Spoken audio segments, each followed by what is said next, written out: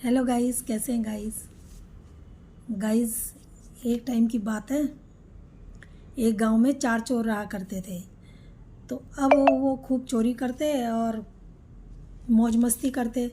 अब उनके पास धन तो बिल्कुल बचता ही नहीं था, क्योंकि वो चारों जो भी लूट पाट करते थे, चोरी करते थे, वो सब उड़ा दिया करते थे। मौज मस्ती में, खाने पीने में सब उड़ा दिया करते थे। तो एक बार वो सोचते हैं कि हमारे पास कुछ तो बचता नहीं है, चलो ऐसा करते हैं कि अब ईमानदारी का जीवन जीते हैं, जिससे हम अपना खुशी से अपना जीवन जी सकें। तो वो चल पड़ते हैं खुशी से जीवन जीने के लिए, चोरी छोड़ के।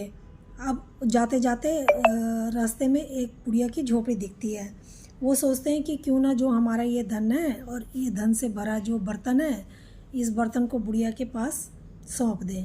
अब वहाँ गए जाते हैं, बुढ़िया को बोलते हैं कि माता जी ऐसी ऐसी बात है और ये धन हमारा रख लो, और जब हम चारों आएंगे इकट्ठा मांगने तभी हमें ये देना, वरना एक जने को या 2 जनों को किसी को मत देना, चारों आए तभी देना। बुढ़िया कहती है ठीक है। अब वो काम पे सुबह निकल जाते हैं। अब जब सुबह निकल जाते हैं तो शहर में जाते हैं। तो शहर में जाके उनको कोई काम पसंद ही नहीं आता, क्योंकि तनख्वाह उनके मन के मुताबिक उनको पैसे नहीं मिल रहे थे। उनको तो ज़्यादा पैसों की आदत पड़ी हुई थी, वो थोड़े पैसे देख के उनको काम समझ में नहीं आता। वो वापस फिर चल पड़ते हैं। अब वापस चल पड़ते हैं तो वहाँ पर देखते हैं एक पेड़ है। थका हारे पेड़ के नीचे लेट जाते हैं। अब वो पेड़ के नीचे लेटते हैं तो उनको प्यास भी लगती है। अब प्यास लगती है, उनके पास कुछ बर्तन नहीं होता। अब वो जो चौथा वाला होता है वो बहुत चतुर होता है। वो कहता है कि ठीक है, मैं जाके बुढ़िया से बर्तन लेके आता हूँ पानी पीने के लिए। वो वहाँ जाता है, बुढ़िया को बोलता है कि बर्तन मांगता है। बुढ़िया कहती है नहीं, मैं नहीं दे सकती, जब तुम चारों आओगे तभी तुम्हें बर्तन मिलेगा।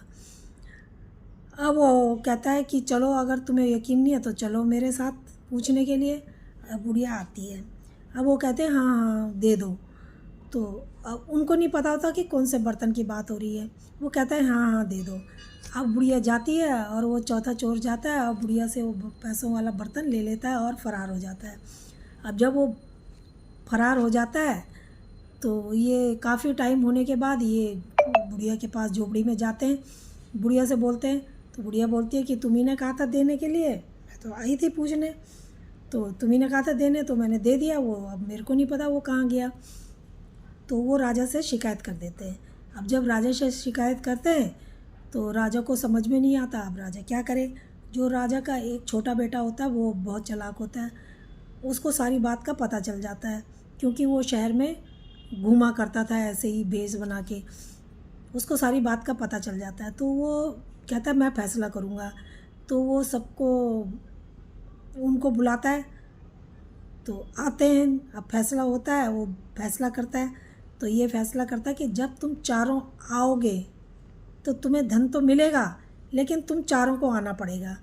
अब वो चौथा तो फरार हो जाता है, वो कहाँ से आएगा। अब ना वो चौथा आता है और ना वो धन बुढ़िया को देना पड़ता है। तो इस तरीके से ऐसा फैसला वो करता है। राजा भी बहुत हैरान होता है अपने बेटे की बुद्धि को देख के, और उसी बेटे को, छोटे बेटे को, राज गद्दी सौंप देता है। तो इस तरीके से जिसको वो निकम्मा समझता था राजा, वही चतुर निकला और उसी ने राजगद्दी संभाल ली। तो दोस्तों, कहानी कैसी लगी? अगर अच्छी लगी हो तो प्लीज़ लाइक शेयर करना, कमेंट करना और बेल आइकन दबाना। ओके।